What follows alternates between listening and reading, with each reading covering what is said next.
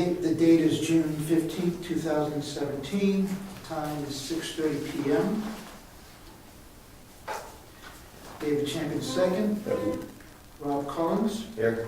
Geary Ciccarone. Ed Comeau. Here. Stephen Bailey. Here. Bill Zadie. Here. Rick Charette. Present. Dianne Smith. Here. Tim Strauss. Here. Diane, can you sit in for Gary today? I can, but would Tim like to do that? Sure. Tim? Put you on the spot. Sure.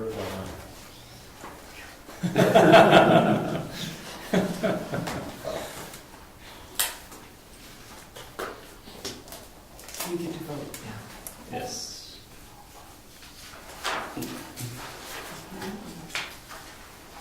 Public comment? Announcements and correspondence. This is the only thing we have here with the Green Lake Gazette. Mont Regional Greenways. This will be in the office if anyone wants to take a look at it. It's their volume 16, issue 2.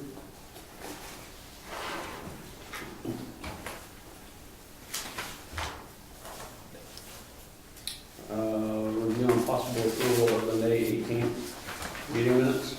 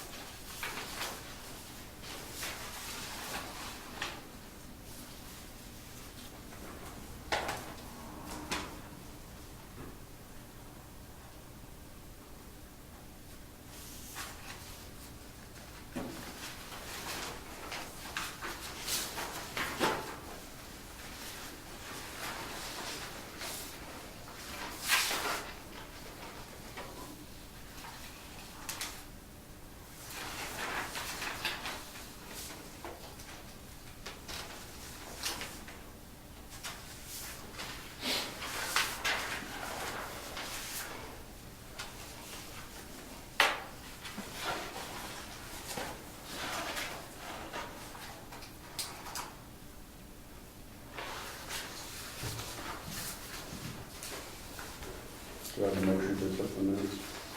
I'd like to make a motion to accept the minutes of Thursday, May 18th, 2017, as provided. Second. All in favor? Aye. Opposed? Abstain. Motion carries.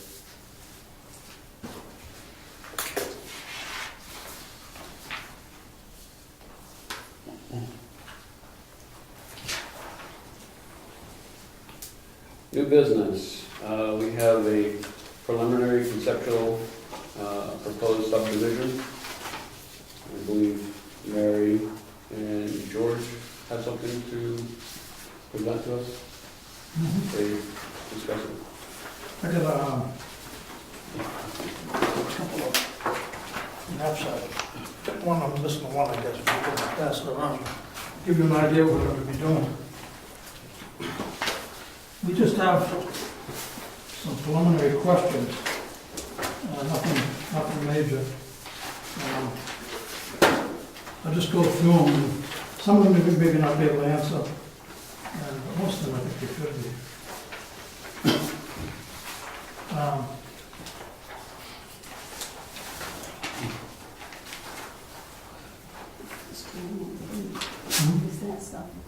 right? No. Okay. You can see we're proposing a new lot. I'll also bring up this other one so you can get a better idea.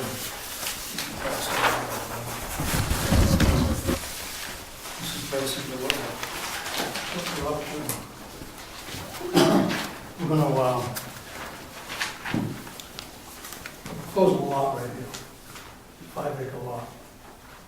It's gonna be cut out of this 6-1B.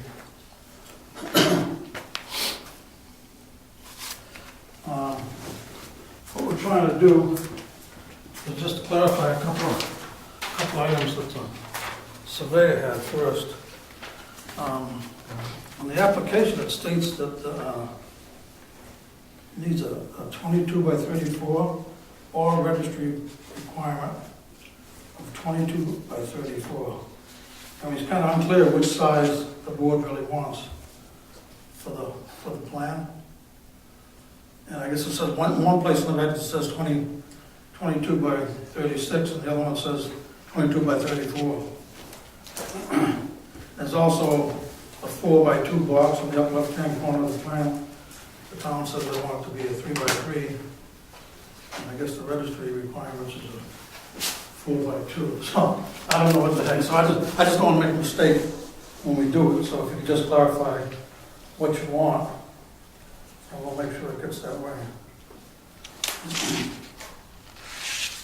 I would suspect the registry would be the one that would be overriding what our subdivision requirement is.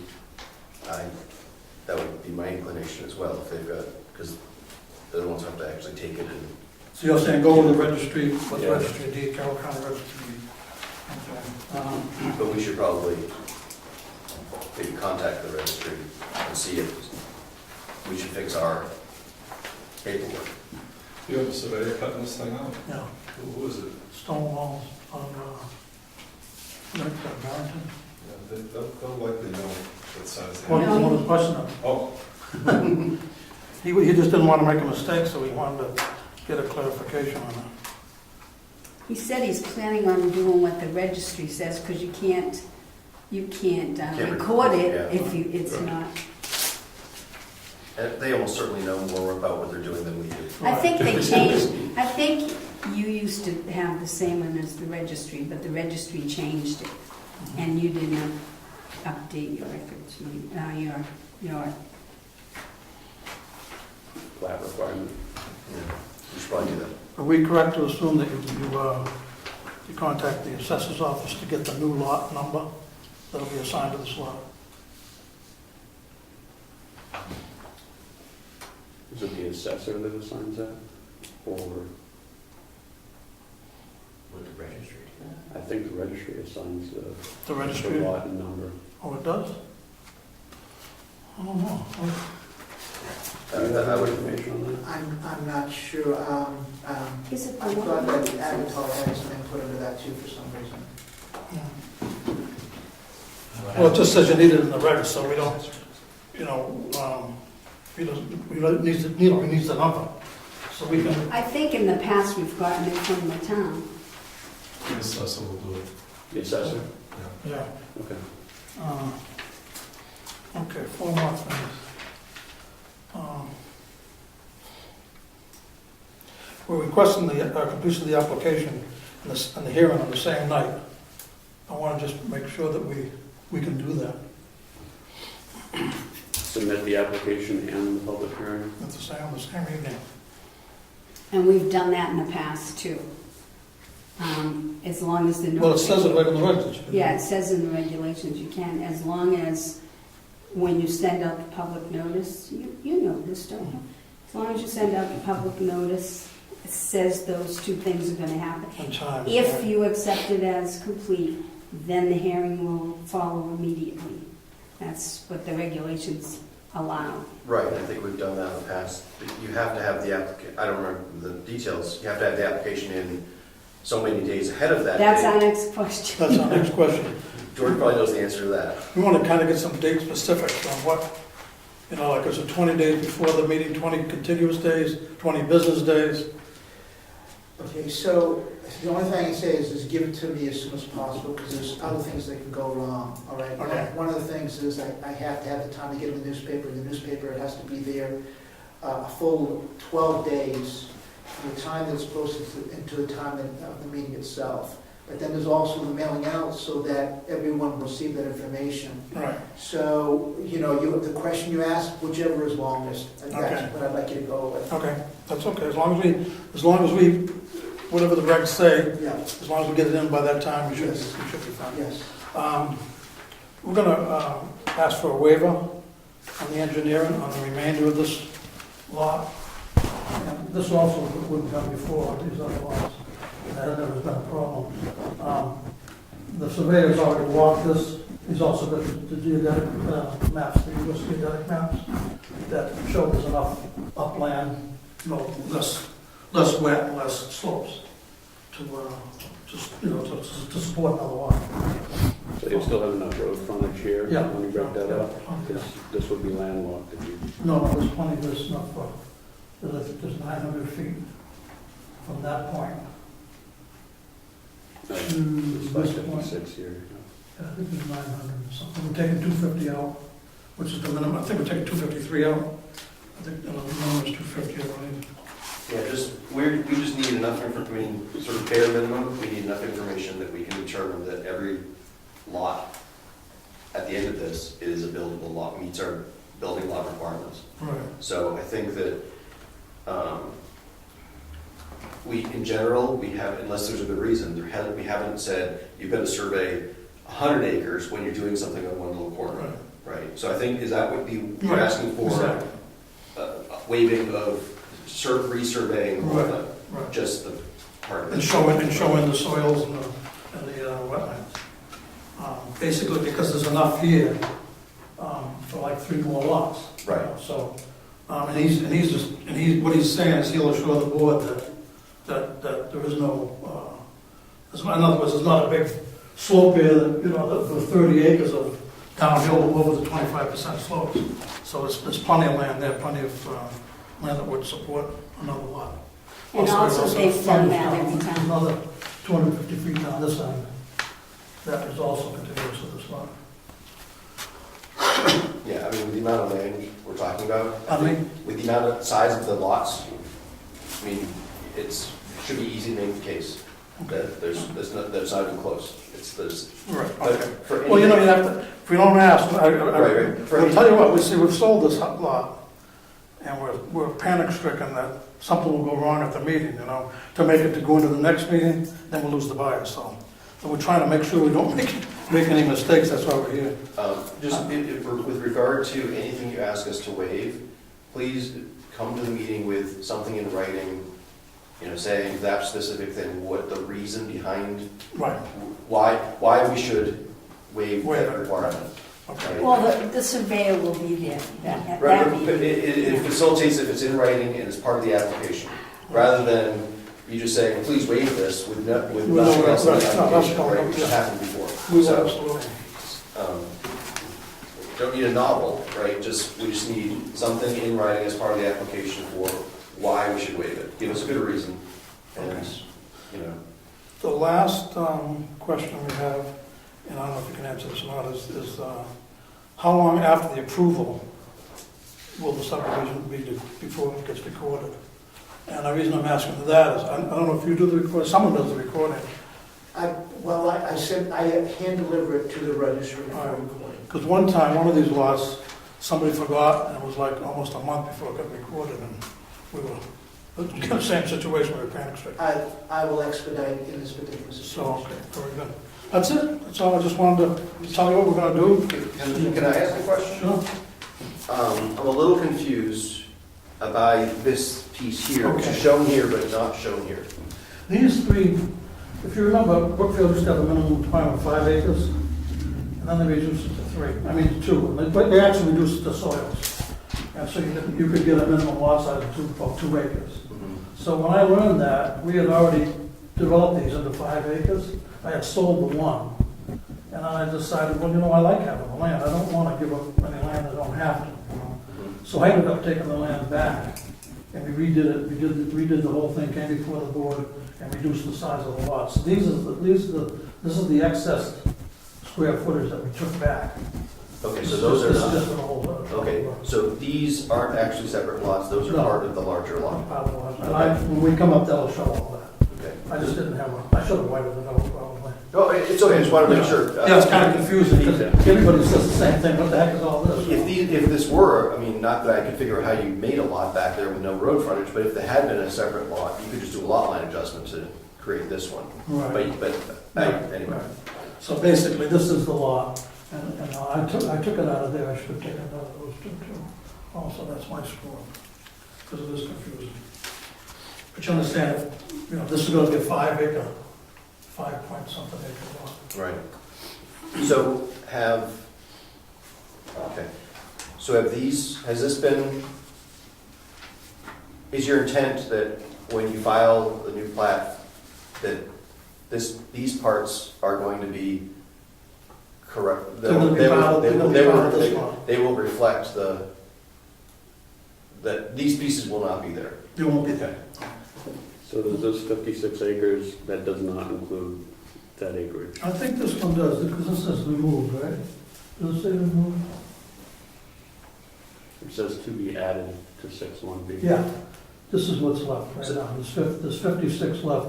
Oh, after adjustments. Yeah, and I'm gonna be taking 5 out, a little over 5, so there's gonna be about 50 acres left in that lot. When you did the lot line adjustments, was there a new survey and new plats Oh, yeah. were recorded, I assume? Oh, yeah. right? Okay. Yeah, this was done, when the heck was that done? 2006? No, yeah. We got 2006, The 2000, only other thing we will show 2008. is the driveway has changed. The driveway is not gonna be over here. This was always where the driveway was supposed to be anyway.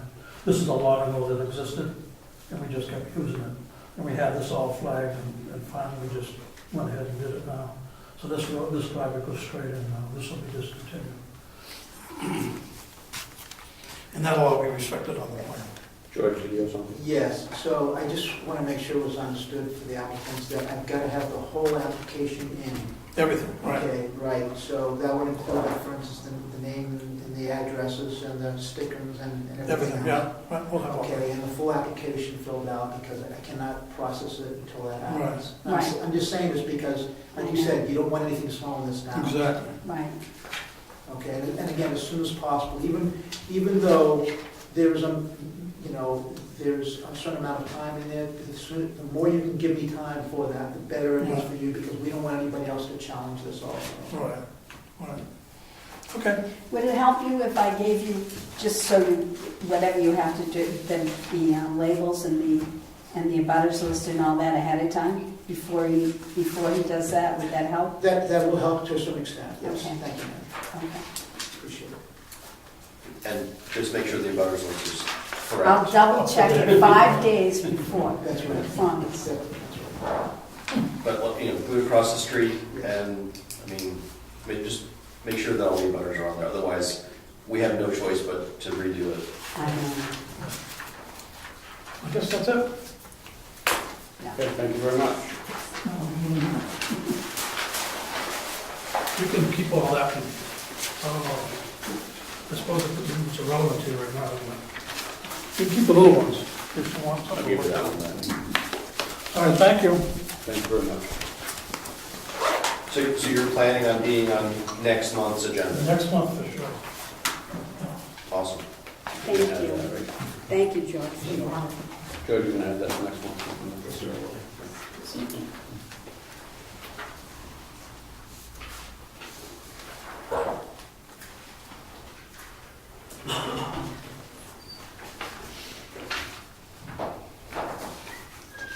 So we had, also on new business, we had another conceptual proposal for subdivision, and unfortunately, I have looked at my email, and I ended up putting the wrong email address in to contact Jeff. So unfortunately, I had Grone instead of Groen. So that's why it ended up coming back to me. So I will, if you could try emailing him, and see if he can come to the next meeting regarding that. You can ask any questions, Diana. So I don't know who these people were, which of the, it was the A or B that we just discussed? Okay, Mary McKellar. thank you. So Jeff Green Hall, I think is the pronunciation, he's on Moose Mountain Road.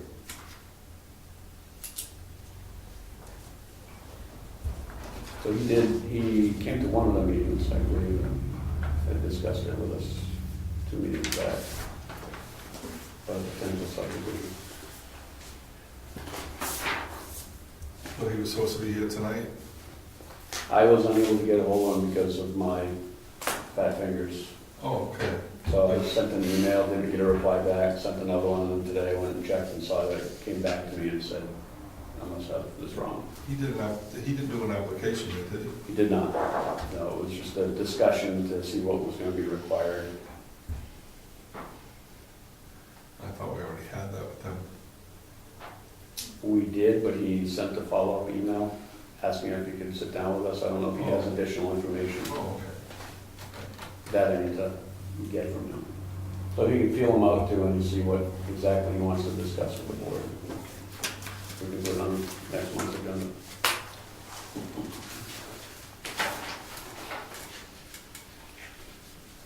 So one of the things that I did is I also reviewed the tape from the last meeting, and I feel that we have a lot going on, and I don't think that we're going to be efficient if we're doing cell towers, solar panels, master plan, wind energy. And I'd really like to narrow it down and really focus our attention on one particular item that might be a hot item that we should really concentrate on, get that done and move on. I don't think that talking about 4 or 5 different things for our zoning is going to be efficient for us. So I want to know if anybody else agrees, disagrees, we can have a discussion about it. If you have one particular item we want to discuss and try to knock out of the park, then we could do that. Strongly agree with it. I would, Mr. Chairman, I'd work to prioritize. Is this the list we should go by of one of these items, or did you have something in particular that you wanted to do before anything else? So for new business, we had put on here to discuss amending the zoning ordinance regarding solar panels. The more I dig into that with the state and see what they have to say about it, it's a large task, it's a large undertaking to try to make sure that we add the correct verbiage into our zoning. And I'm not sure if that's something we want to attack, and if anybody feels different about it, then please say so. But is this something we feel is hotter than a master plan or cell towers or? What's in the zoning now for solar panels? We only refer to structures. It's the only thing we refer to in the zoning. Okay. Rob? So what problem, if we are talking about changing the zoning regarding solar panels, what problem are we trying to solve? What, do we feel like people feel like they can't do solar panels under our zoning? Do we feel like people are doing stuff that we don't want them to be able to do because their zoning is only says that they're a structure, and so they're treated as such, and we want to put more restrictions on that kind of structure than we have on in general structures? I believe, Mr. Chairman, that it was brought up that it was either in Wakefield or Wolfboro, a homeowner put up a solar panel which blocked somebody else's view of the lake. And I think the question was that our ordinance doesn't address that. I believe that's what we spoke about last time. That was to answer your question about why. So I believe our zoning doesn't allow a building taller than 35 feet, or a structure taller than 35 feet. So I think that our zoning does address that to the extent that there is some limit on how high you can put your solar panel, and that'd be 35 feet. I don't think that was the discussion we were having last time. It was more of, it was line of sight through a property was the discussion. And we were talking about, well, they could put a different structure in that location rather than a solar panel and still obscure the neighbor's view. Whether or not that was part of our discussion last month. Not so much, I don't think elevation. Rick? They're a part of the future in some form or another. And we treat it now as structures, maybe considering it a piece of equipment, because people in town have big excavators and dump trucks and everything that would do the same thing that a solar panel did if it was on a piece of property. And possibly the only thing that we may want to consider doing is screening from sight or disguising, landscaping, paint color, whatever. It's get used to it because they're going to be around. Right, I think that's what the general Have Brookfield a discussion- solar-free zone in the world is Yeah, kind of weird. and the state of New Hampshire wouldn't support that. Right. They're in full support of renewable energy. So I'm just saying, think of it as a structure, but also a piece of equipment. Well, So if I wanted to put up solar panels, but I didn't want to screen them from the street, could I just build a chicken coop and put solar panels on it? And then you'd be able to see them from the street because it's a chicken coop? Quite possibly. Yeah. Or if I just put solar panels on our normal mount, I have to screen them under your theory? I'm not saying that I disagree with Well, screening. no. I'm just trying to understand what the proposal is and how people are going to game it, right? Yeah, to have it screened like any other piece of equipment.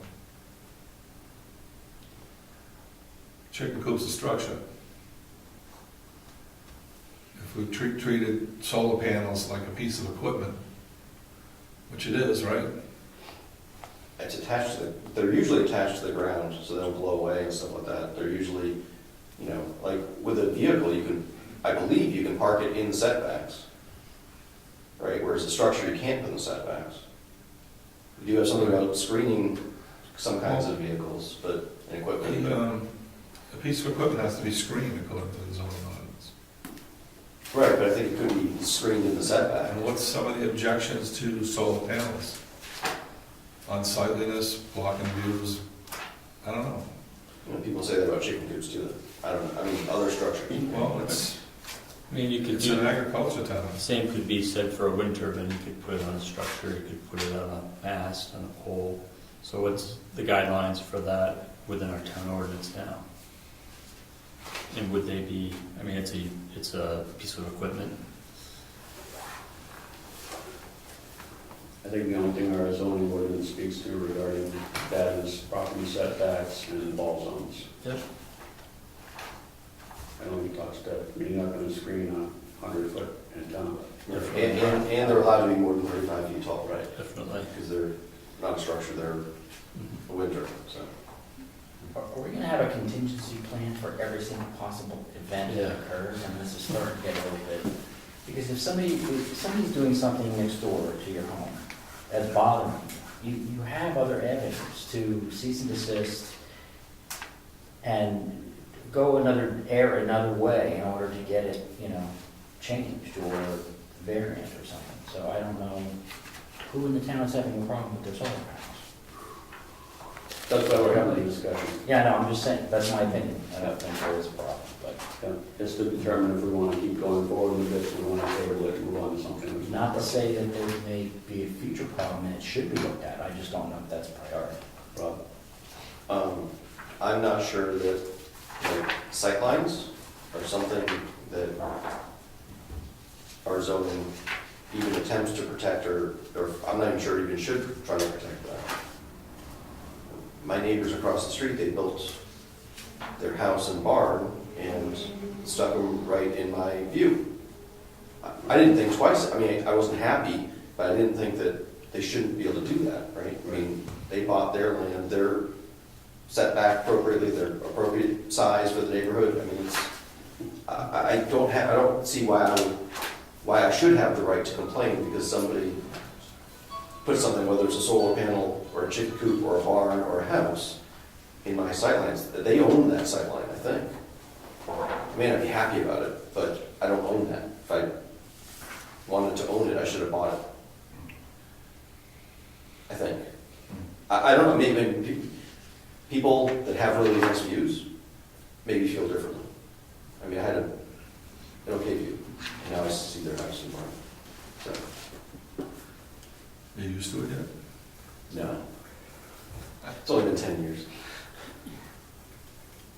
Diane? I have a question. I don't recall anything in the zoning regarding screening. And I just flipped through it, I still can't find it. Can somebody help me with that? It was, Mr. Chairman, it was my understanding that there isn't anything, because I thought we were agricultural, and that we did not have to screen equipment and trucks. Do you remember which section that's in? Do you? I don't, but I remember reading it. I remember reading up that if I had a media truck, because it was commercial, I would have to screen it. I Right. remember us talking about. But where is that in the zone, right? That's the question.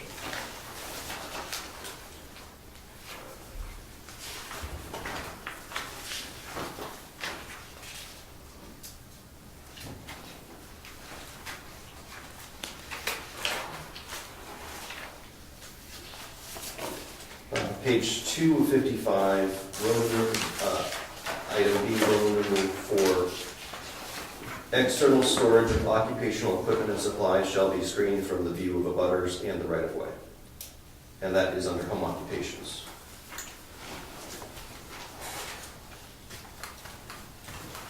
Is that what you were thinking of, Rick? Yeah.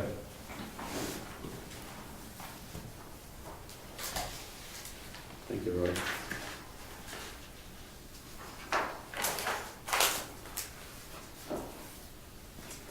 So I guess the question that I'm having is, how long do we want to spend on solar panels, on cell towers, on wind energy, on master plan? We should prioritize this. What things are in line besides solar panels? Cell towers, we've been contacted twice within the last 3 months regarding cell towers. George, do you have that email, the information?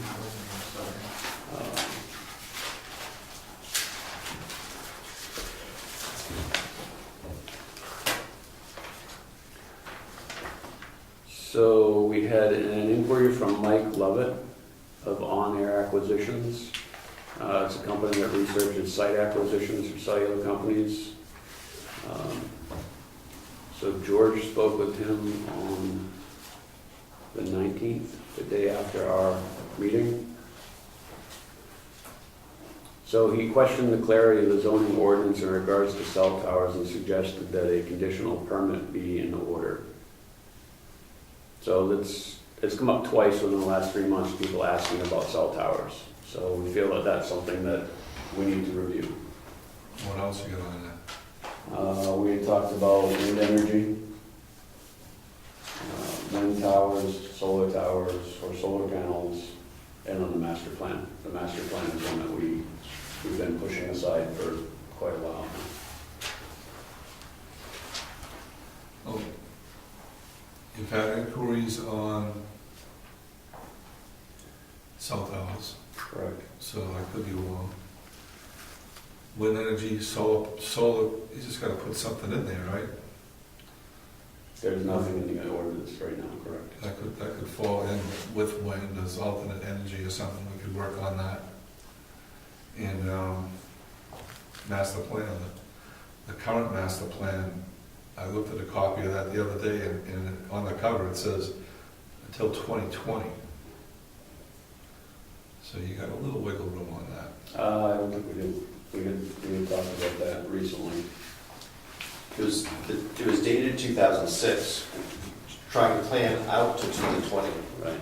You're supposed to always have a plan that goes out to the future. We can't wait till 2020 to do it again. They were supposed to do it by 10 years, which would be 2016, last year. Diane? Just a suggestion that, as you say, the master plan seems to have been pushed to the back burner for the last year or two, and it's probably advisable to move that forward. So, and not minimizing at all what, some of the other concerns are, but you noted that there is one issue that has come up a couple of times, the cell tower issue. And so here's my suggestion, that the planning board move forward with the master plan, and in the process of soliciting input and so forth, and in the consideration of the master plan, those other issues are going to come up anyhow, alternate energy and how we address that. And there might be some input through that process that might add additional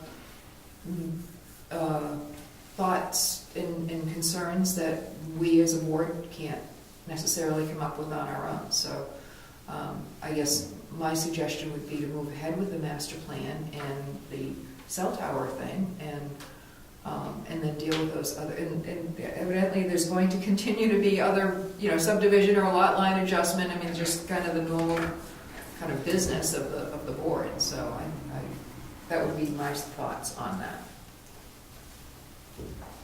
Thank you. Rob? Don't disagree with anything I just said. But I was just thinking about solar panels, and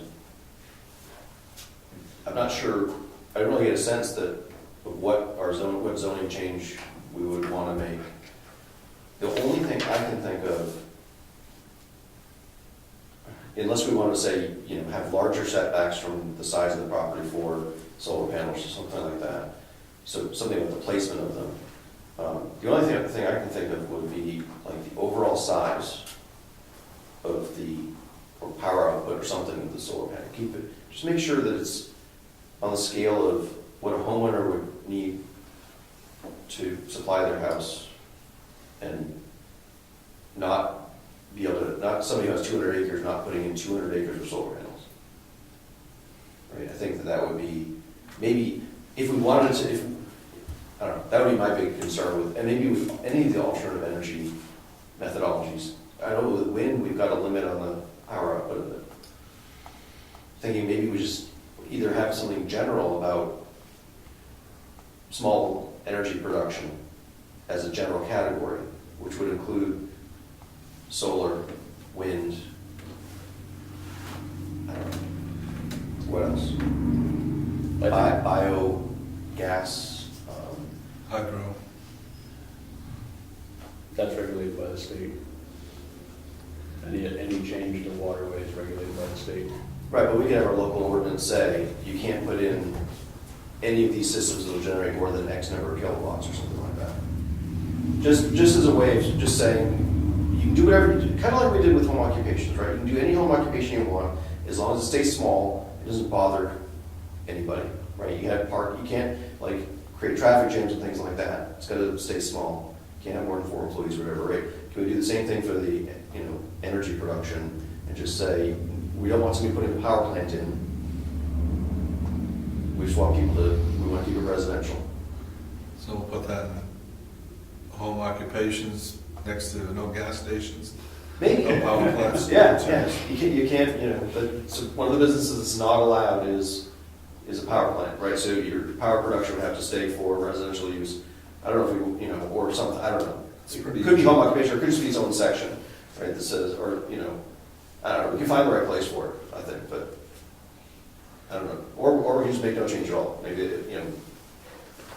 It's pretty easy. Hang on. So as far as wind energy goes, the reason why I think we limited the size of wind energy is because of the noise, because of the unsightliness of gigantic towers up on top of the mountains. I think that's why we wanted to limit the size of them. As far as solar panels, if somebody has 200 acres and they want to fill 100 acres of that, and they have all the setbacks, and they're not, impinging my view or affecting my property, I don't care if they set up 100 acres. That's their property. They should have a right to do that.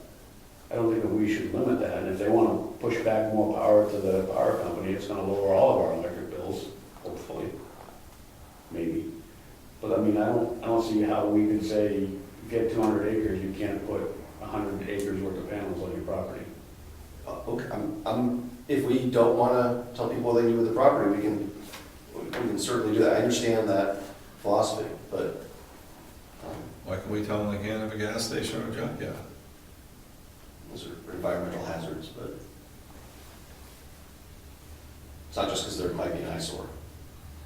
It's just all the Well, more. it's, I think Ed was first. Well, you basically made my point.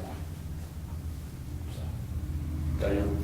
I was just gonna add, in my travels, it seems to me that I've seen a lot of farmland being converted, particularly in Massachusetts, to solar. And they're just harvesting a different product. Right. So, we're supposed to be an agricultural community, and I think that whoever made the point, you know, that whatever they want to do on their property, as long as it's not harming or negatively impacting somebody else, then I don't have a problem with it. Well, I think, I'm sorry. go ahead. We're zoned residential agricultural. So the primary use has to be the residential or agricultural. And there might be some accessory uses that go along with that.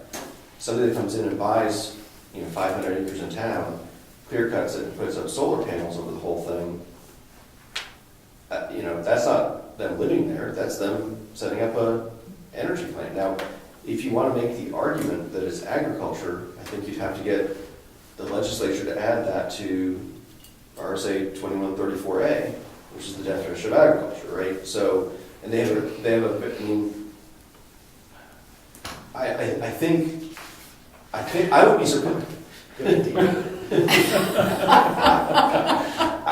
That shouldn't be a problem getting that passed. I don't know. It wouldn't be a traditional view of agriculture to be thinking, oh, this is There's a lot of residential- hardware in the field. this is residential and agricultural, and we've got like half the town plastered with solar panels, right? It would be a little surprising to think that was residential agriculture, Right. but It's a little bit of an exaggeration, because it's not, it's pretty expensive, and I think the regulatory situation in Mass is different. I just read about that Molten Borough project that's just gone in. That's where did I read that? But it's the New Hampshire Electric Co-op is just broke ground on some huge solar array in Molten Borough, and they're not making money on it. They're just trying to keep the costs down for the cooperative. It's pretty expensive to install this stuff. That's why there's not very much of it, I think.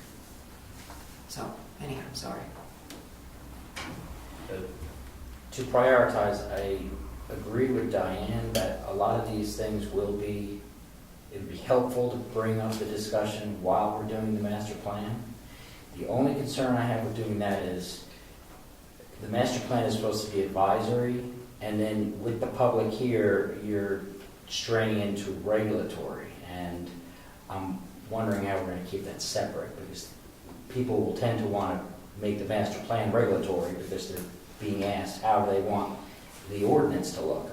If there was a way to keep them separate, I think that would be a good idea, because a lot of the things the master plan mentions are these discussions, the solar, renewables, and transportation, and everything else.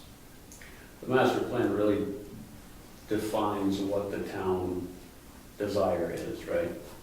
And I think that would help make some of the decisions for, we've been discussing, I heard Rich say, well, do we want solar power? Do we want cell towers? Do we want wind energy? Don't know. Do we have a real good feel for the master plan since 2006 when it was last done to know what we want? What does the town want? And change. And to add to that, the demographics of the town's changed also. In the past, cell towers was a no-go. But now people have moved in and they want services, they want broadband, they want cell service. So that demographic has changed, I believe. And I think while we're reviewing the master plan and getting feedback from the town, I believe that will most likely give us a better idea. So I'm going to ask for a motion so that we can prioritize and what we should discuss.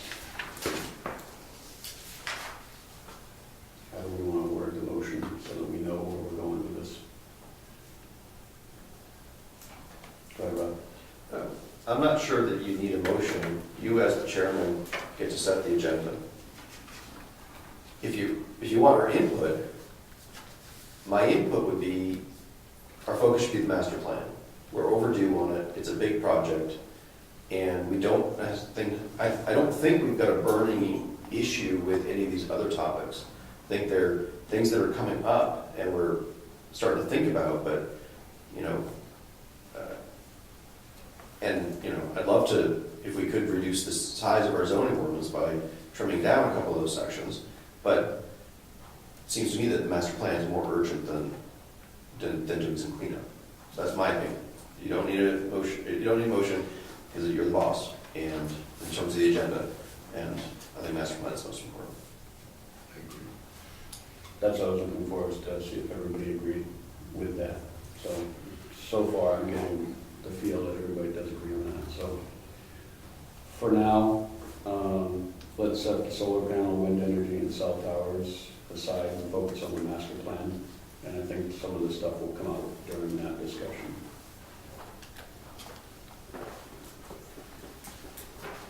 I can certainly see, like, if we do a survey, having some survey questions about what people want to do with those topics. Right? Do they like them? Do they not like them? Do they want to do whatever they want? Do they want their neighbors to not be able to do stuff?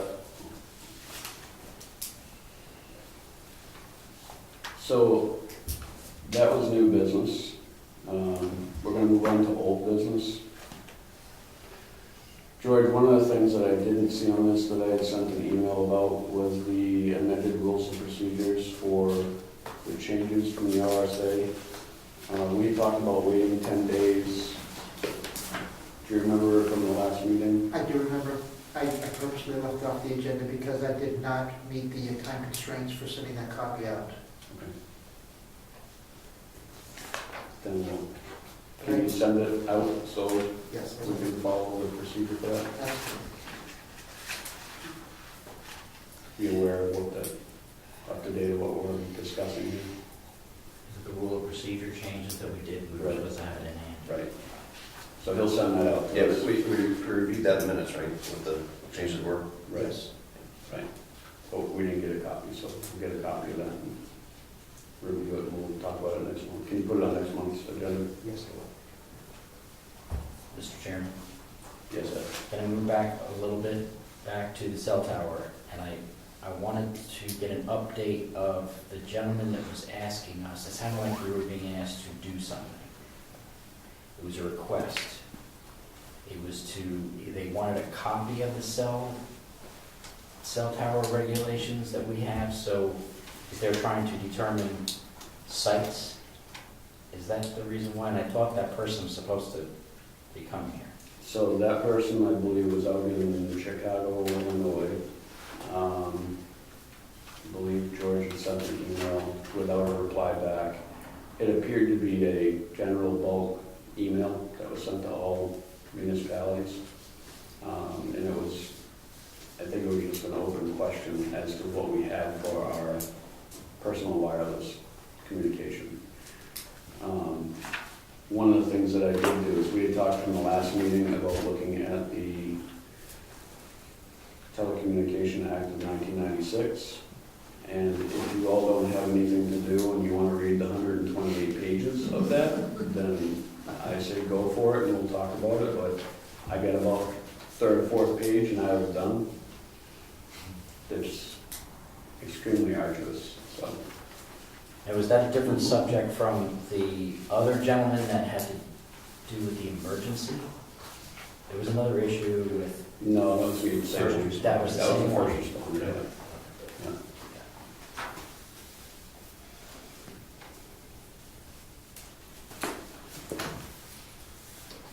Good? Okay. So we have consideration of survey questions for amending the master plan for old business. I'm skipping over review of cell tower and wind energy because we've already discussed that prior. So we're on old business B, consideration of survey questions, amending the master plan. So I think we have some pretty good ideas for questions at this point. Now we're talking cell towers, renewable energy. I think those would make some good questions I guess this is, are we coming up with a list of questions, or are we just openly discussing what we think we should put on the survey? Ed? Tim, I saw your hand. I'd like to speak also, but you go first, Ed. I just wanted to know, who was here when it was done the first time? And what did we do then? Did we send out surveys to, and do we have a copy of those? Or what did we do back then? Joe, can you answer that? Yes, so it may even be along in some of your master plan documents, but there's one in the office where it actually has a copy of the survey questions included in there. And yes, the town did input on that. And somewhere we actually have the number of people that either asked those questions or had input into those questions in the town.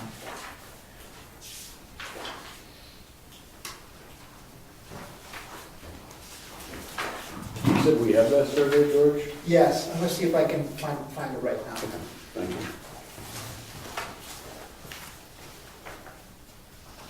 And that would give us a, starting point. Right. Yeah, I'd like to make the suggestion that we look at our current master plan, especially our summary statement to begin with, and try to extract whether or not some of the statements made within that, those would be valid survey questions, and test whether or not people are still aligned with those values. Whether 1 through 5 grade system, agree, disagree, whatnot. Just a test to make sure that those ideas are still valued within the town. Also, I would like to suggest that perhaps we need to look at some of the demographics of our town to see where we are compared to 5, 10, 15 years ago, and ask some just basic question of age range, employment, maybe some of those just self-employed, homemaker or whatnot, just to figure out where people are in their life cycle, how they interact with the community and beyond. Because that might be useful information to help us figure out how progressive we are becoming in some of these issues that we're talking about tonight.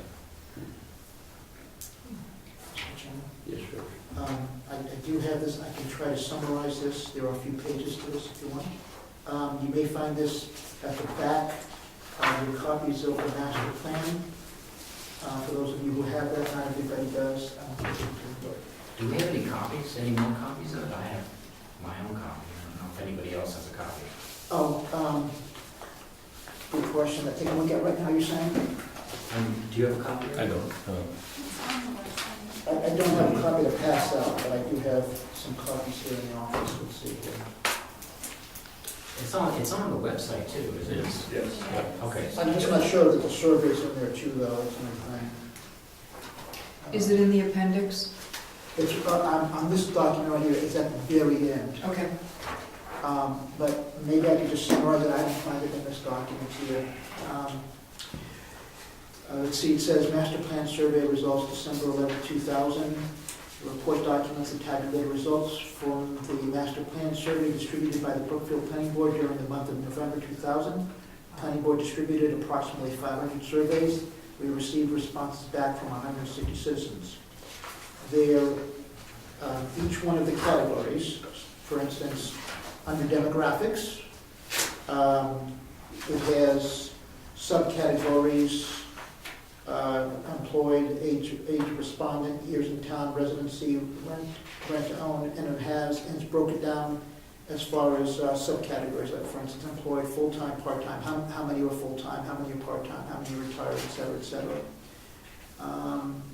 And let's see, then there was tabulated results of questions or statements. We should promote residential growth, we should promote commercial growth, we should appoint and fund a town administrator, we should develop and adopt a capital improvement plan, we should attempt to manage growth, some are low maintenance, and a lot of these are broken down. For instance, the first group, 5 statements, are broken down in the category of strongly agree, have no opinion, disagree, strongly disagree. On the next group, summer road maintenance, winter road maintenance, fire protection, rescue ambulance service, law enforcement, public access to Brookfield's lakes, solid waste disposal, and education. That's all broken down into good, adequate, or poor. And again, we had the respondents who responded accordingly. After that, there are comments that people were allowed to put in, and what they did was they categorized that because apparently there were some crossovers. What is the best thing about living and owning property in Brookfield is one question. What do you think is the one most important change that needs to happen to improve in Brookfield? What is the one thing you feel most important to preserve about Brookfield? What would you envision Brookfield to be like in 10 years? What types of development would you like to see in Brookfield? Where in Brookfield? What are your primary concerns for your children? And then we have other comments. So that's pretty much the gist of the whole thing. Do you have that in an editable format? On the computer. That might be part of the document that you sent me as part of the master plan, Rob, about 6 years ago, I think it was. You had somebody give you. Yeah, I had the CD or something, or maybe I took it. Yes, you might have gotten it from Dick, I'm not sure. I got it from SRPC. Okay, all right, so it may be there, but it may not be. If not, what I can possibly do is scan this, it'll show up as a PDF, I'll cut, copy, paste, and make it as readable from that as possible, if you want to do that. If you could, and then we can all get a copy of that. Absolutely. Review it and see what we want to add or detract from. Yes. Can I ask another member a question? Sure. Do you have experience in doing a master plan? No. You sound like you do, that's what I'm saying. I read a bunch of surveys over the past month and other master plans, and it seems to be a general theme is to try to get a snapshot of where your community is in time. And it seems to be a very valuable part of knowing how things are changing. Now, we only got back 100? 160, I think it was. That's actually pretty good. That's really good, that's 32%. Who got left out? I mean, that's great.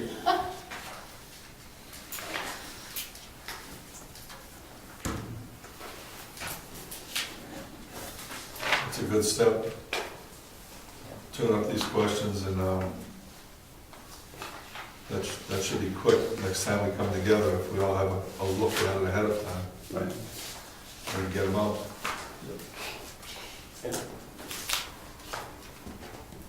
Diane? Just a thought occurred to me when George was describing the arduous process of trying to make that editable, and that is for neighboring communities or communities similar to us that have done a master plan. I can't remember now off the top of my head which ones were on the list. Maybe they have something similar and they could provide us with a form, or something that's already in an editable form. If that would be easier, than to just make a couple of calls than going through that work, or I don't care. It's entirely what is most expedient. Give me a copy, I'll type it up. 10 minutes. Yeah, anyone can type really quickly, it doesn't take us that much text. It's like just creating tables. If you can allow me a couple of seconds to put this through the copy machine, we'll just give hard copies to the members right now. That's fine. Okay. Because then we can also write right on there if we have conditions. Rob, did you have something? Yeah, I think that, I haven't looked up where it says, I think it's in the RSA's, that the vision section is supposed to be a series of statements about stuff that we, whatever, right? I can imagine taking a bunch of those questions, especially the ones that were 1 through 5, agree, disagree, and those just become statements, or survey, and we could even be thinking about that when we're writing the questions. It's like, we'd like to say that people want this or they don't want this, right? It's just a matter of do they want or don't want, or, and maybe be able to get the vision section sort of straight out of the survey, maybe. Well, I think it's a good way to test. I mean, there should be not only the ideas that are currently on there, but other ideas that vision, because you got to test both sides of where people may be. If even put something pretty outlandish, you know, that nobody would want, and see if that's, you would think that no one wanted. would Nuclear want waste it. storage facilities. 200 acres of solar panels. Somebody might want that, you think it's kind of. Mr. Chair, who didn't have a planning board? I've received one. Oh, you did? Yes, I did. Oh, wow. Okay. How many did you need? Because I got 3. And the third one I wanted for Mr. Mason, since he needs to have that. Okay, well, they're here, just so you know. Okay, thank you. And one of them has a downloadable something or other. Awesome. Where you go online and you can download. Thank you. And just so everybody knows, reference at 674 Comeau II is the master plan.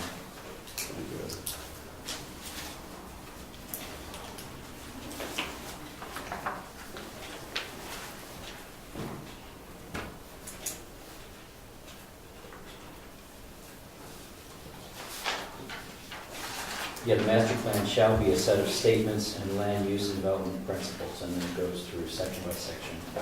Vision section, land use section, transportation, community facilities, economic development, and natural resource section, a natural hazard section, a recreation section, a utility and public service section, so it goes all the way down. Regional concern, neighborhood plan. Robin, you have something? Yeah, obviously, several years ago, I talked to SRPC about something related to the master plan. I don't recall exactly what that was, but I do remember that despite the fact that SRPC wrote our master plan for us last time in 2006, the guys that were there at the time, 2012 or whatever that was, whenever I was talking to them, they thought they didn't like the format. They used more powerful language, but which I thought was pretty funny. But yeah, this whole just that format of what we want and stuff like that, where they have some of this is anyway. They thought we could do a lot better on the format. So I think we should view the format, the sort of the structure of this, of the way the details are laid out, as something that even SRPC or planners in general think is good. So I think we should feel comfortable deviating from that. Yeah, I've seen some really nice master plans lately, just searching online in New Hampshire, there's a lot of graphs and the demographic side of things, people have that all graphed on their front page of, incomes and jobs and age groups and. A lot of that kind of information is available, I think, through OEP. I think it's driven off of census data, so it's been a while since census was 2010. So I don't know what they do during the 10 years between census, but they probably do some projections. But each town, they've got a page, one page per town, that just gives a whole summary of just a huge amount of stuff. So average this and mean that.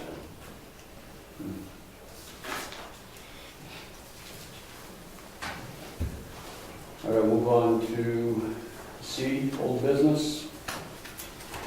Consideration of tax liens as a prerequisite for subdivision lot line adjustment approval. So we had discussed this at the last meeting, and I believe you have something for us on that.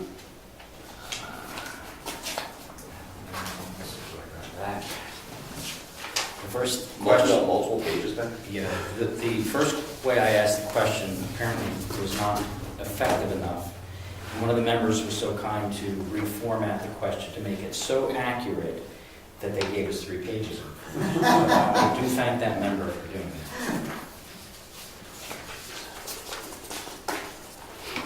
Thank you.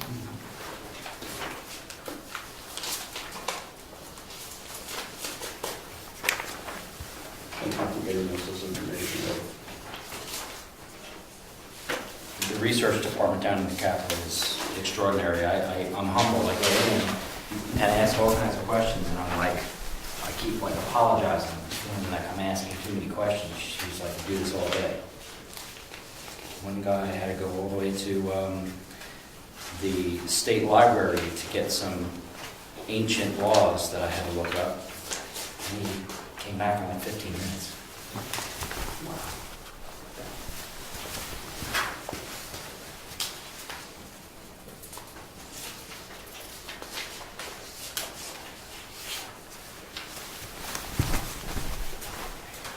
Thank you.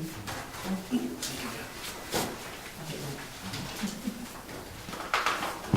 think they'll appreciate it.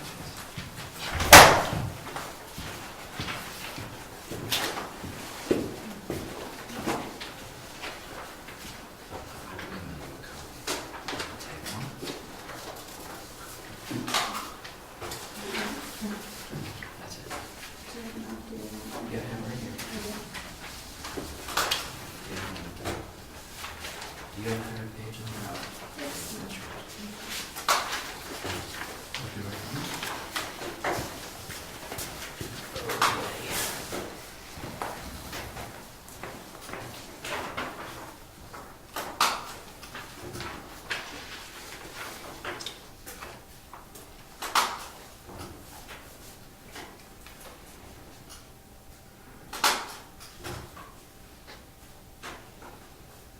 And I'm not sure, Mr. Chairman, if you want me to read these out loud, or just trying to have an open discussion after you read them, it's up to you.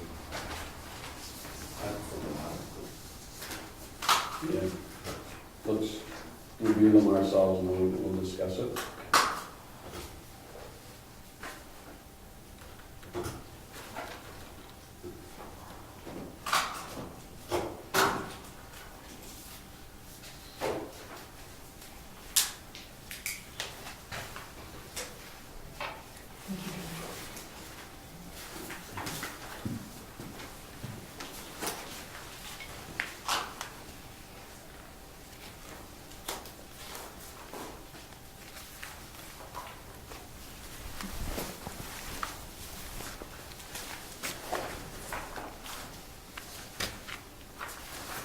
Thank you.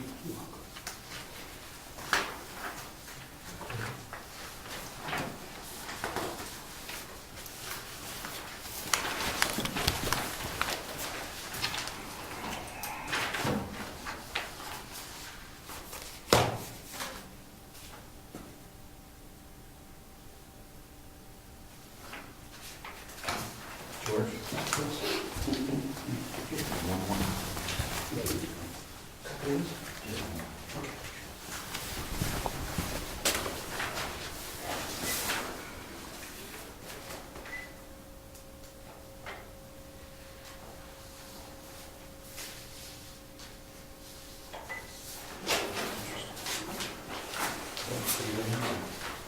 Pretty good answer. Yep.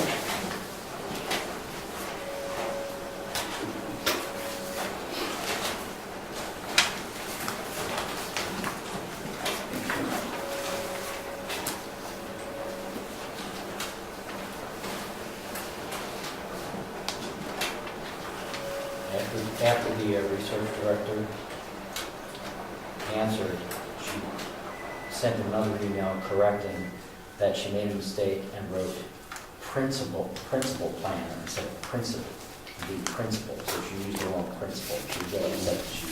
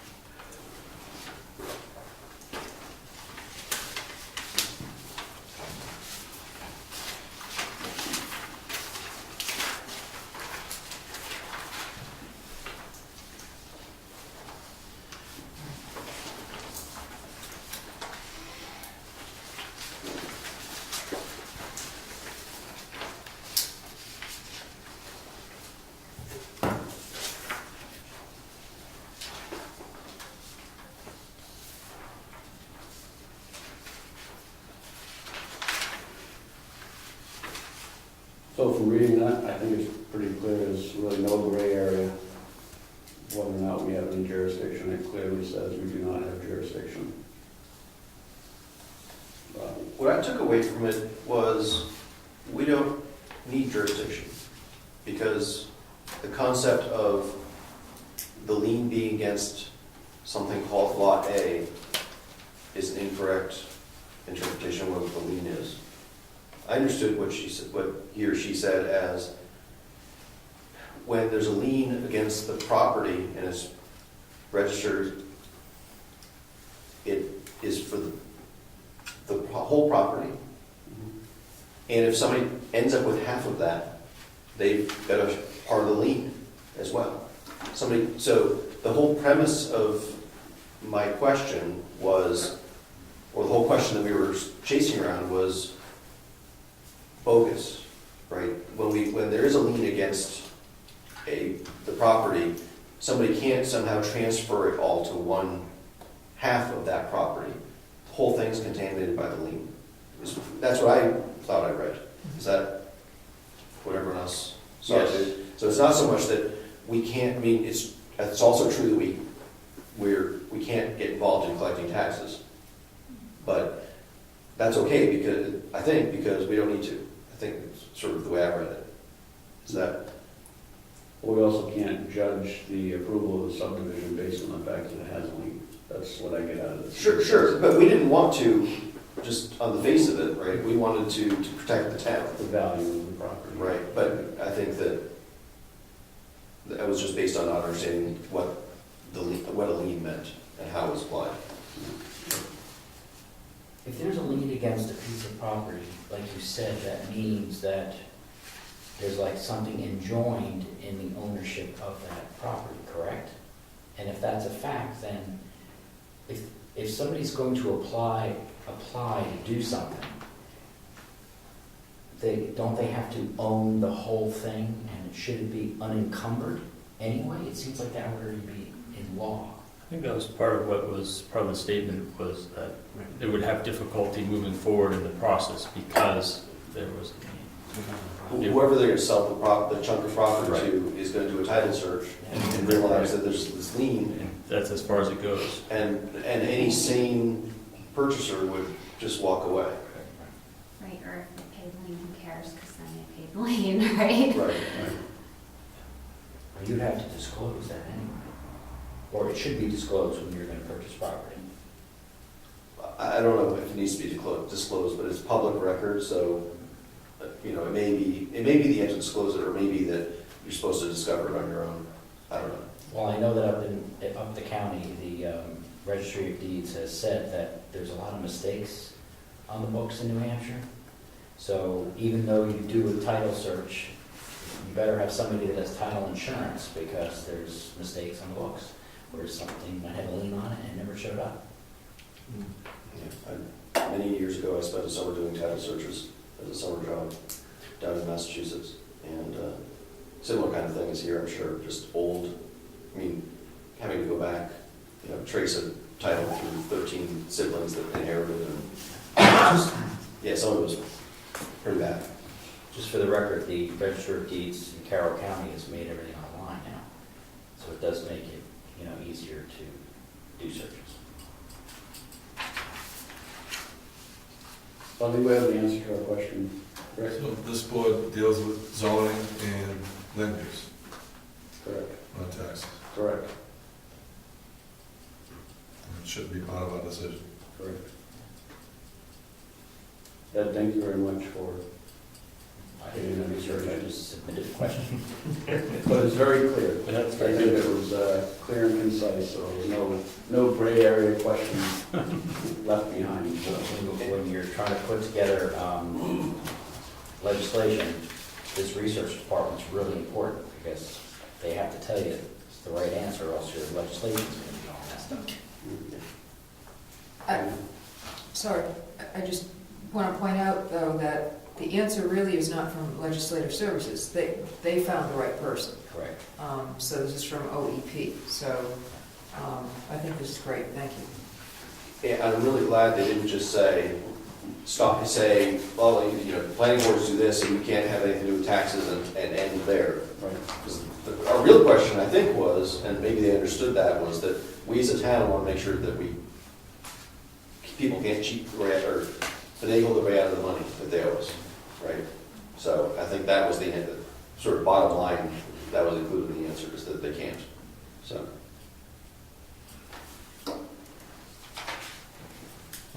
Okay, moving on. Ed, you're still up. We have a discussion of pending state legislation. Well, there's no pending state legislation, but my task was to look over the changes in the land use book, and I'm halfway through that, because there's a lot of stuff going on right now with the budget, the state budget, which is a whole other entire item on itself. But I have contacted OEP, and I'm waiting for a call back on finding out why they aren't doing the review the way I had done it with the, the boldface, showing how the changes are made. Because it would seem like all planning boards would want that. So I'm gonna keep pushing to see if that can be something that they could at least provide as a service. I mean, SRPC, for instance, could easily do this. And that would be in their purview to do it, and they could also contract. So they could, we could either do it ourselves, or SRPC or OEP could actually create that document for all the planning boards if they wish. Because if you added up the time that it takes to go through all of it and do it accurately, it should be the ones that are putting the book together. Because I believe last time I reviewed the book, there were mistakes in it, which I forwarded them to OEP. I have to go back now and check to see if they fixed the mistakes. But we should. I'm hoping this process of reviewing this goes quicker, because we're already at the end of the year, and these were put in at the beginning of the year, so we should be aware of all these changes.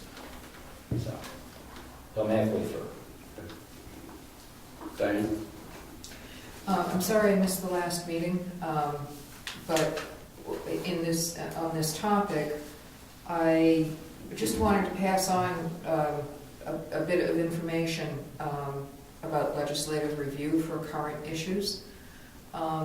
In my work for the Services Review Committee, I was on the City of Keene website and saw that there was a legislative review page, and it's under, well, that's what they call it, legislative review page, and they have an active, updated list of the pending, let's see, bill numbers, and it's the description of the legislative initiative. And you click on the bill number, and it takes you right to the State House, or whatever the appropriate bill is, which I thought was pretty cool. So maybe we should just check in on the City of Keene's work periodically. I thought that was pretty interesting, but I don't know who else might have this, what other large municipality might have that, but. It has, they're broken out the land use ones separate from everything else, or there's just the general list? This is planning. In fact, there were 3 of them that I looked into.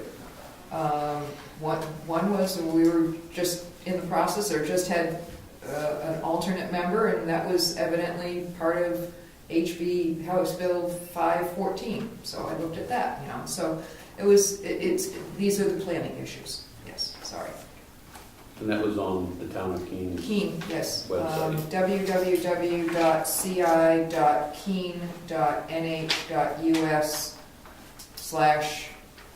and then I have node/276. I don't know what that means, but it's clearly the internal web page. So just FYI. Mr. Chairman, if you go to the sections for affected 2016 legislation in our blue book, it has the bill numbers to the amended RSAs, and that's what I go through to check. And that could be something added to the document. When I review my own documents, I have to have it in a format that I can understand. And I must be a very simple person, because I like to have it real simple. You look on this sheet, what was changed and show the change on the other sheet. I mean, that's how simple I am. So having to go back to look at what House bill and Senate bill changed or amended the RSA, for me, doesn't really tell me. You have to go to so many different steps to find the answer. That's why I'm hoping that I can, I don't want to use the word force, encourage either OEP or Stratford to supply, because when I spoke to them today, when I picked up the books, they said that would be very easy for them to put together. SRPC is able to do that. They're able to, go through this document and be able to create a very simplified document. I was going to bring what we did last year to them so they can use that as like a format. Or maybe, I thought of something else, maybe we should do it as a town and sell it to other towns. That'd be fun.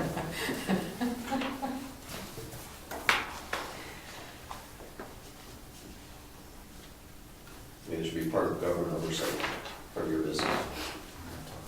Don't give me any more things to do, please. Ed, thank you for looking into that, and Diane, thank you for your feedback. I'm going to check out Keene's site. Seems interesting. We'll move on to public comments. Member comments? Rick? Something to think about in the near future.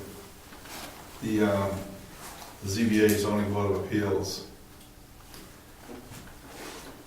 is not linked with the planning department in any way whatsoever. In most towns, some of the people that I talk to, and plus at OEP, the zoning classes that were given, they talk about someone that has an issue for setbacks or whatever, non-conformance. They should be coming to the planning board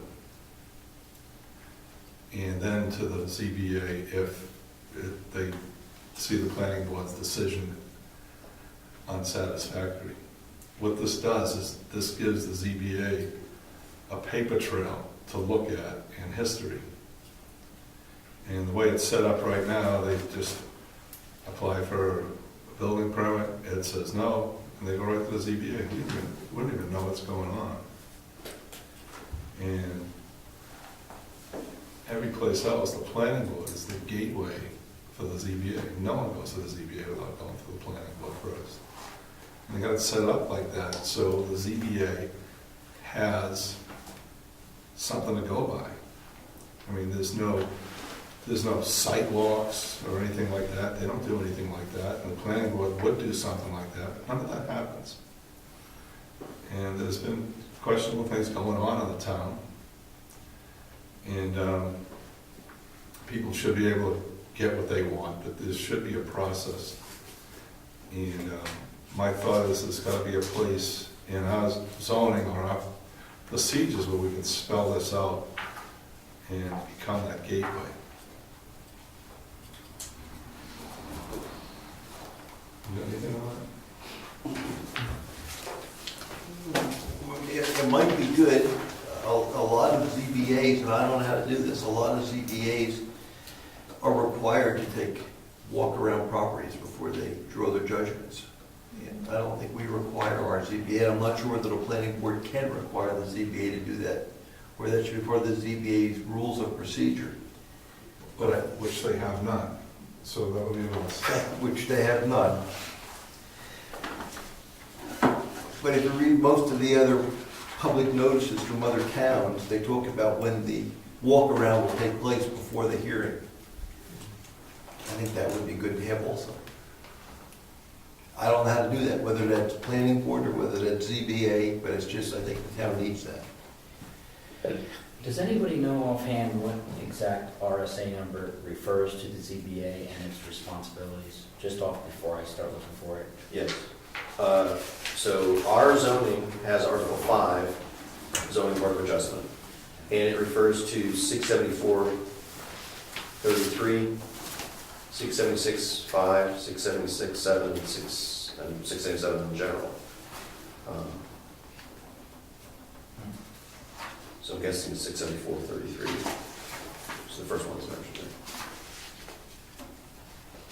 Chairman, if you wouldn't mind, I would like to say that I would think that's where we should start, is what is supposed to happen by law.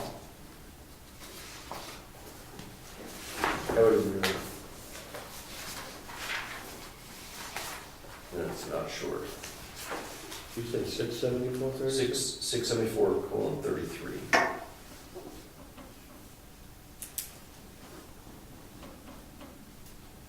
Have manufactured housing parks. So go back, you're several pages into it. Okay.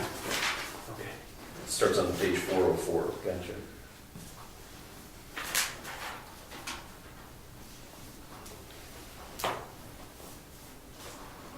Powers of zoning board of adjustment.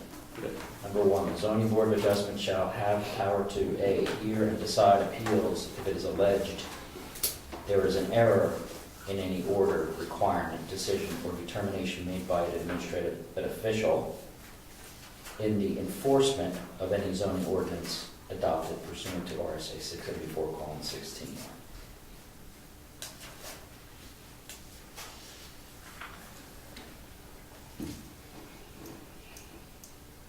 So I think if somebody came to us for a subdivision and we rejected it or something like that, or they think that the conditions we put on it were unfair or something like that, they can go to the ZBA. They can appeal our decision to the ZBA.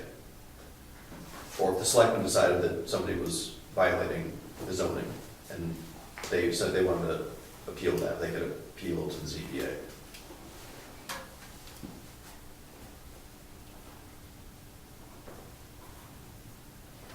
So I think that, Rick, you're saying that a lot of towns go to the planning board first. They probably have conditional uses or conditional use permits or something like that to do as a mechanism for the planning board to let people do something that are not like just straight out permitted uses. And they end up with the ZBA appealing those decisions. We don't really do that, except in the rec zone, we have some conditional uses. Mr. Chairman, my other addition to that would be that we have an appointed ZBA. And is that different authority to, let's say, Ossipee's ZBA, which is, I believe, elected?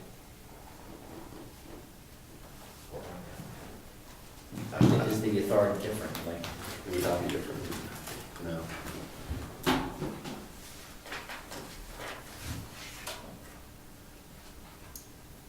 So Rick, your point that you brought up was if somebody goes to get a building permit and they get refused a building permit, what would be the purpose to come to the planning board as opposed to going to the ZBA and asking for a variance? Well, perhaps they come to the planning board first. Like they did tonight for a preliminary for that subdivision.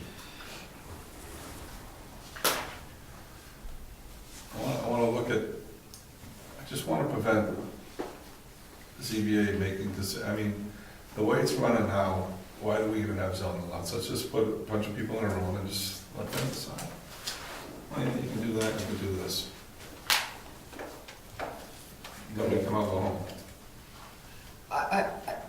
If I may, I guess I'm a little confused. What action would the planning board be able to take with regard to a building permit?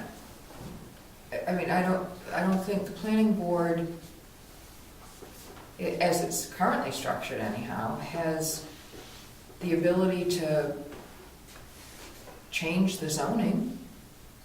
I mean, all that we could do would be to educate the people that this is why it was rejected, but I'm not sure what else we would be able to do. Again, the problem is, as I see it, is the ZBA is acting with no data.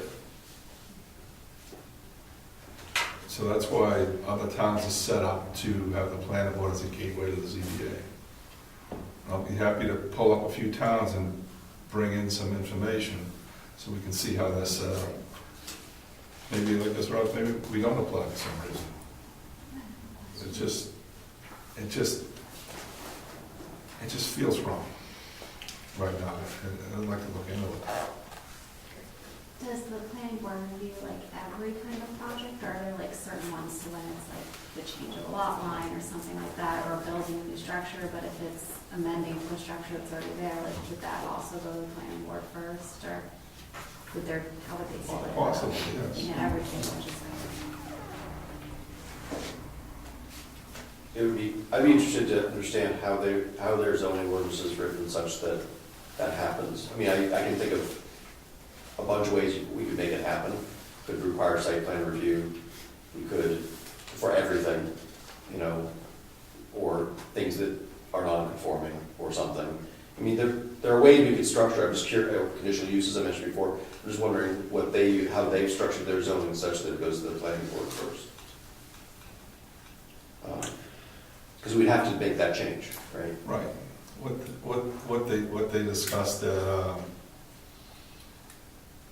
the classes was the ZBA has to have something to go by. There's got to be history. And right now, we're not getting that. If Maybe you like it like that. no, I don't think it's good for the town for like any variance that somebody goes for, they just automatically get it no matter what. And I don't think it's good for the town if like the ZBA had a different group of people on it, and if you go for a variance, you don't get it, there's no chance of getting it. It seems like it's word on the street now, just go to the ZBA. Right.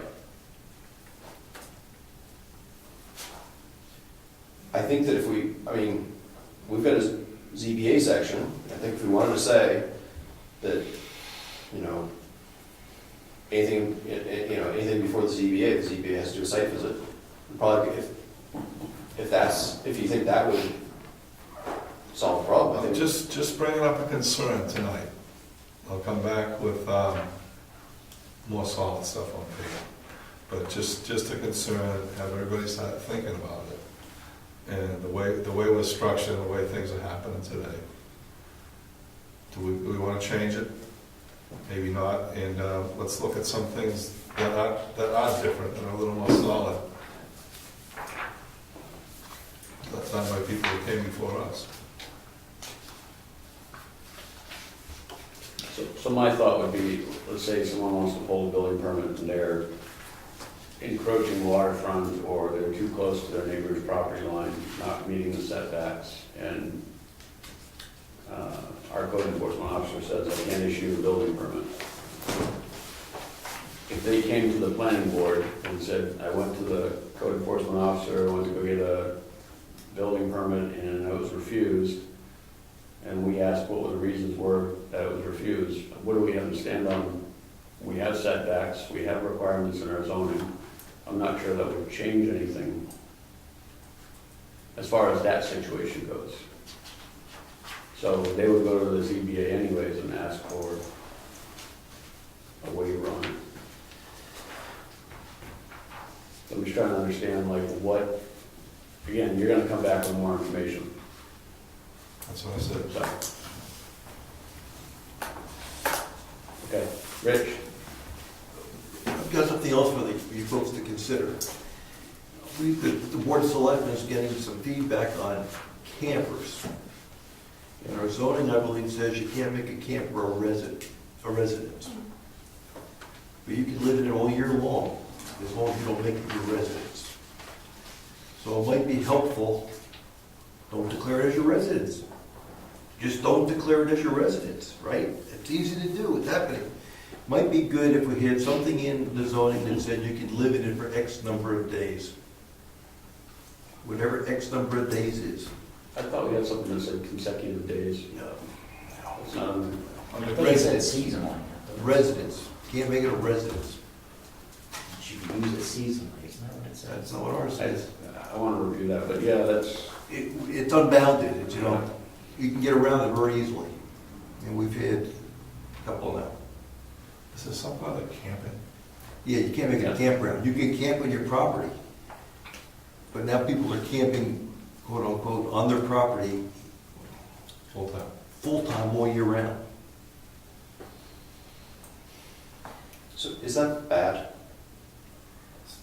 It's against the intent of the zoning, I believe. So either say it's allowed or make it enforceable for us. Right now, we can't enforce it because it's not a residence. Do we have a theory for why the zoning says it's bad? Or- I just don't think the town wanted it. I mean, look at the master plan, right? Go back to that. What does the town want? If we want a lot of campers, we can have campers. Good. If you care to watch Ossipi's planning board, they're having the same issue because they have people camping on parcels of land. And their ordinance says no more than 14 days. But in certain circumstances, one person owns a lot here, someone owns the lot next to it, they park an RV on that extra lot, and family members come up and use it seasonally, more than 14 days. But some people who live around that area don't like that. So they're against that, and they want clarification on the 14 days. And if there's no intent in our zoning, and no one has brought it up for years, how can you say it's not contained in the intent of the ordinance if the ordinance doesn't say either way? Say that again? If the zoning I know you ordinance- like it on left and right, but If the zoning ordinance now doesn't say, it says it can't be a residence. You can't make the camp be a residence. so how can you make the claim that having a camper as a place you're using to live in is not in the intent of the zoning ordinance? Sorry, I don't understand. Did it make any sense how I said? I'm sorry, I didn't understand. I think you're just trying to understand where the ruling that. Exactly. That you're basing this off is coming from. Page 12. Thank you, Diane. Page 12. Is the problem that residence is not clear enough of a definition? That's right.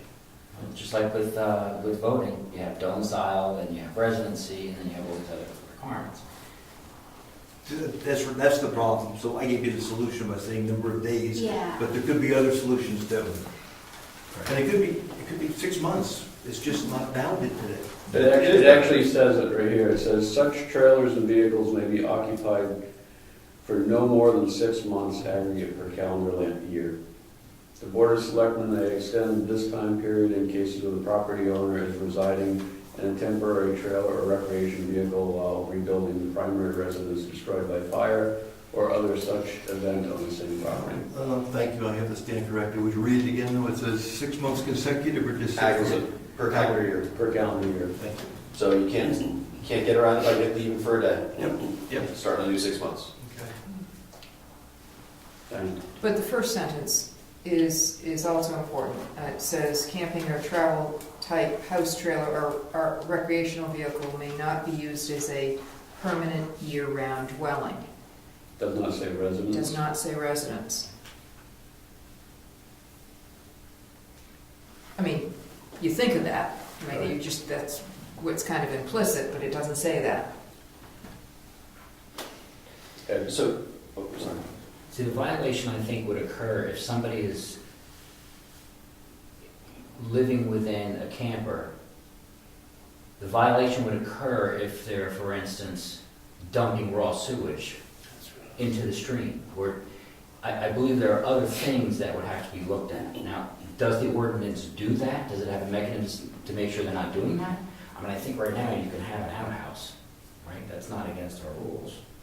But if they're not doing that, I mean, in Ossipee, they have people leaving campgrounds and they're not going to the campground sewage treatment and dumping. They're going down the road, dumping it in the road.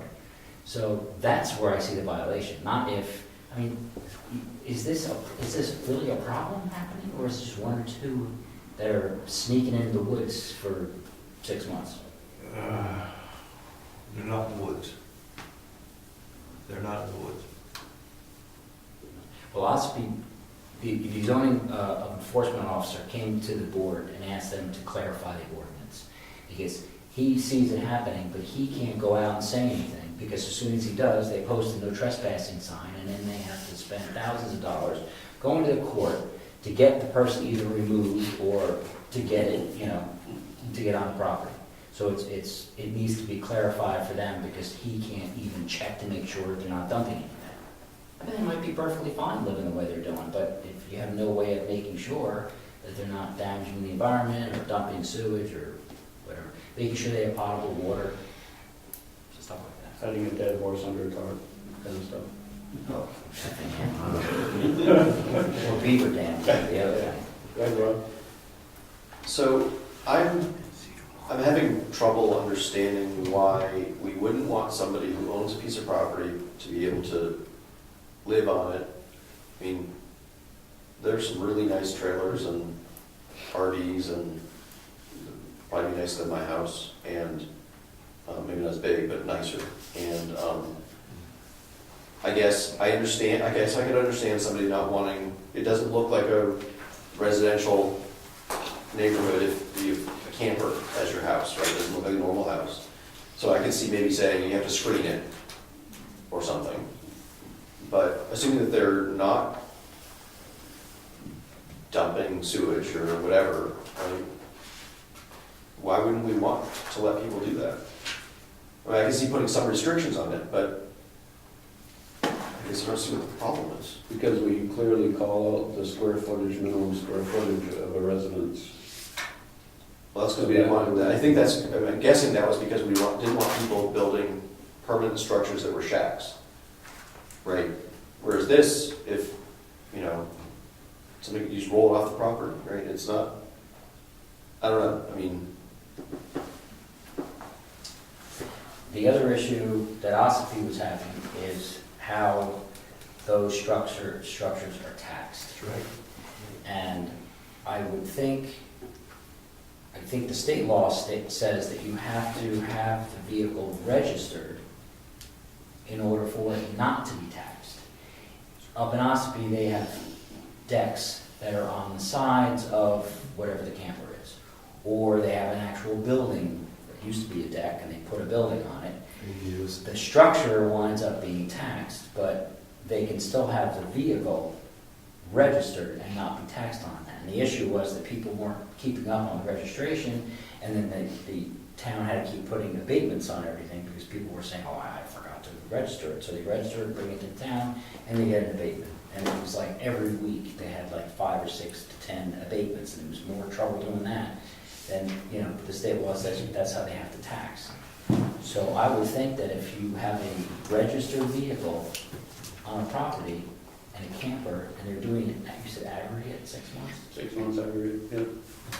For the simpleton, aggregate means it has to be a total, Yes. So not consecutive. not consecutive. You get half the nights in a year in there.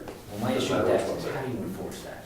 Put a timer on the person's house? Eddie watches stuff. Eddie knows what's going on. So, Trust so me. by our zoning, it's okay for me to get a travel trailer, put in my driveway, and have my cousin George and his family come up and live there, as long as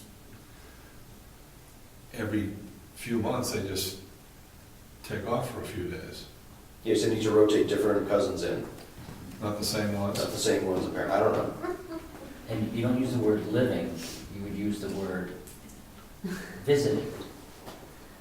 But it's a question of whether it's being used as a dwelling. And while they're Yes. visiting, they can send a few Maybe kids to can't- Kingswood. Maybe you can't swap cousins in. Maybe it's just like half maybe that's be empty half the year. Nobody's there. I don't know. And just for an added member note, this is the reason why I mentioned the tiny house issue, is because tiny house is on wheels, but it is something that, I'm not saying we have to address it now, of course, I'm just saying it would be a good idea, because, again, that's something that people, you're saying that the zoning was made like that so people wouldn't create shacks. Well, some of these tiny houses don't look like shacks to me, No, I know and I they're think fancy. something like that should be encouraged. So you got enough land out by you, some of those extra lands you picked up, and put in a little tiny house village, Yes, I could, and people would as long as visit, they're on wheels and registered, right? and people visit. Well, you can't have a campground. I can't look. No campground. No pay, they visit. And then I rotate them from building to building, so they wouldn't be in one location. Good thing they're neighbors. Good thing I can't see you, but I'll put up the big solar panels. We put a trailer next to the brewery. I don't like people, so I don't want more people living in. Yeah. B&B, Bedford Brewery. I hate to keep talking about this, but should we make this a working document so we can use this as the springboard to our master plan? That way we can keep adding to it, changing it, doing whatever to it. It's just my 2 cents. I would agree we should, but I think we should extract a working document from that. Okay. Right, base a working document off of the information, right? Because as demographic information, obviously there were questions that got those numbers, right? So we need the questions, not the answers. But yes, I think that would be a good idea. She was on the same path. I was thinking we should review it first and come up with something we can work with. Diane? There was a handout that we haven't discussed. Preliminary conceptual consultation and pre-application design review. Were we gonna, Good. Yeah, all that is a copy right out of the rules of procedure, just in case some members didn't understand what was going to happen today. oh, thank you, okay. And there was another handout? That was the Franklin zoning, but the powers weren't in that one as far as I can see. Okay. Yeah, it's very sparse, and then throughout what they are mentioned, wireless facilities. Okay, So this was regarding decided to wireless. skip over that because we're going to table Okay. that from the master plan. Thank you. And I believe Albany was the town, the master plan that we were looking at, because they were just about the same size. Same. Michelle, I'm going to allow public comment. Sorry, it's a question. I missed it during the public section. I was just wondering, I sat in on Dianne's service committee meetings a few weeks ago, a couple weeks ago, and it seemed like they had a lot of questions that maybe they also would want included in the survey, and it seems like they could be part, not all of them, but some of them could be part of the town vision, you know, like where you were talking about, I think you said there was a section. Services, yeah. So again, maybe you could get some, they might have some questions that they might like to add in there, so it's worthwhile asking them if they have anything they want us to include. This is why I wanted you on the committee. Yeah, great point. Diane, you'll be supplying a summary at the next selection, or you haven't decided what meeting it'll be? The desire is to provide a report to the Board of Selectmen at their next meeting. Okay, is there any way that the planning board could also, maybe we could just go to a selectmen meeting? Just go to a selectmen meeting, I don't mind. That's my impression. When it's presented to the Board of Selectmen, and the way in which that's gonna happen is not entirely clear yet, but the request will be for it to be posted on the website. It'll be a public document at that point. And you've got 3/4 of that committee here, Right. so you can probably ask questions if you've got any. I'm looking forward to that. Yeah, me too. Me too. Yeah. Well, thank Thank you for you. working on it. Government Oversite, we can all look at it. It'll be there. Any other member comments? Meeting adjourned.